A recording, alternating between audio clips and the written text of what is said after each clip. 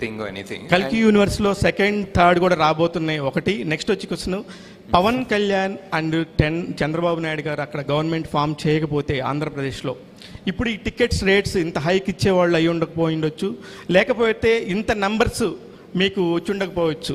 దీనికి సంబంధించి మీ అభిప్రాయం ఏంటి? అదంతా అవ్వలే కదా సార్, హ్యాపీగా ఉన్నాం బేసిక్లీ. అదంతా అవ్వలేదు కాబట్టి సాటిస్ఫాక్టరీ. నాగశ్విన్ గారు హాయ్.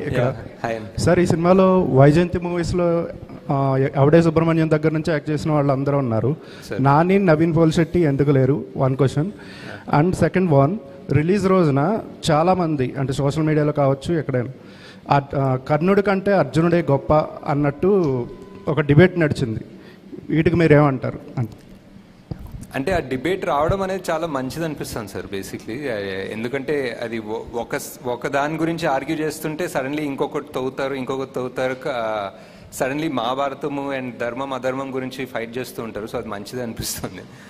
అండ్ నాని, నవీన్ ఈ సినిమాలో ఈ పార్ట్లో కుదరలేదు, బట్ డెఫినెట్లీ ఎక్కడ ఛాన్స్ దొరికితే అక్కడ పెట్టేస్తాను సార్.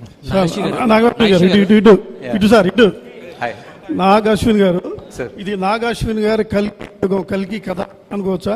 మహాభారతం కాకుండా అంతే ఈ టైటిల్ దొరికింది కాబట్టి నాగాశ్విన్స్ కల్కి అని పెట్టిన అవసరం. ఇప్పుడు భారతంలో కృష్ణుడికి అశ్వత్థామకి పునర్జన్మ ఉంది, కర్ణుడికి లేదు. దాన్ని మీరు ఎలా తీసుకున్నారు? ఎక్కడి నుంచి అడాప్ట్ చేశారు?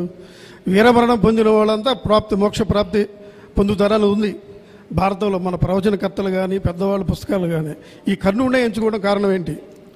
Part 2 sir, part 2. ఓకే, అయితే శంబాల నగరం అనే కూడా ఉంది ఆల్రెడీ.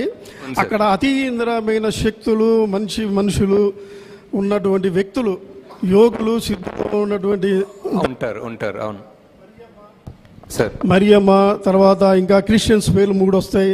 దేశంలో వివిధ దేశాల మిగతా వాళ్ళు కూడా చాలా మంది ఉన్నారు. టిబెటియన్స్ కానీ రకరకాల కానీ వీళ్ళందరూ అసలు ఎందుకు పెట్టడం కారణం ఏంటి?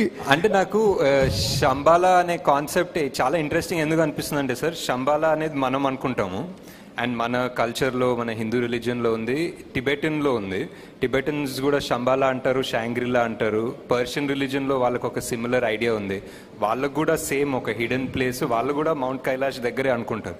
సో ఇంత వివిధ జాగ్రఫీస్, వివిధ లాంగ్వేజెస్, కల్చర్స్లో శంబాలా అనే పేరే ఉందనేది నాకు చాలా ఇంట్రెస్టింగ్ అనిపించింది. అండ్ దాన్ని రీఇంటర్ప్రిట్ చేస్తే ఇప్పుడు సిద్ధులు ఆర్ జ్ఞానులు వాళ్ళందరూ ఓన్లీ ఒకే ప్లేస్ నుంచి చెందిన అవసరం లేదు కదా సార్, అన్ని ఆల్ ఓవర్ ద వరల్డ్ నుంచి రావచ్చు. అండ్ నేను క్రియేట్ చేసిన వరల్డ్లో వాళ్ళందరినీ హంట్ చేస్తున్నారు, వాళ్ళందరినీ దేవుడు అనేది బ్యాన్ చేశారు ఆ వరల్డ్లో. సో వాళ్ళందరూ ఎక్కడో దాక్కోవడానికి, తలదాచుకోవడానికి ఒక ప్లేస్ కావాలి. అండ్ ఆ ప్లేస్ శంబాలా ఎందుకు కాకూడదు అన్న థాట్ ప్రాసెస్ నుంచి వెళ్ళాను సార్. అంటే పేర్లు కూడా కొంచెం ఇదిగా ఉన్నాయి, ఎందుకు అలా పెట్టారు? మరియమ్మ, జాన్ ఏదో 2-3 క్రిస్టియన్స్ పేర్లు ఉన్నాయి. ఎవరు సార్?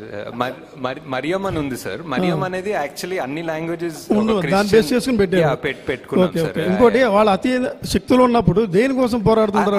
అతీంద్రియ శక్తులు ఉందని పెట్టలేదు సార్. కొన్ని కథలో ఒరిజినల్ అంటే కొంతమంది అంటారు సార్, అది కూడా కల్పితమే కదా సార్, బికాజ్ ఎవరు శంబాలాకి వెళ్ళలేదు.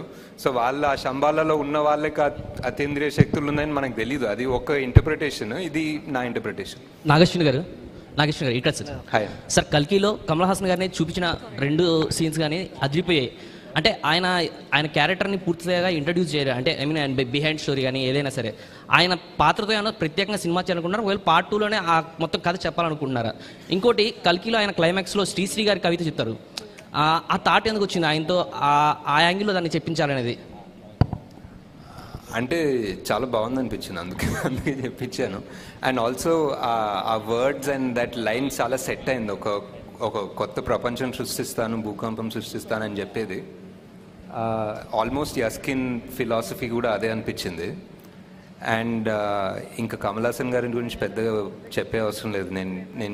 నేను సగం చెప్పిన దాన్నే ఆయన 100-110% తీసుకెళ్తారు. సో దట్స్ పార్ట్ 2 చేస్తారు సార్.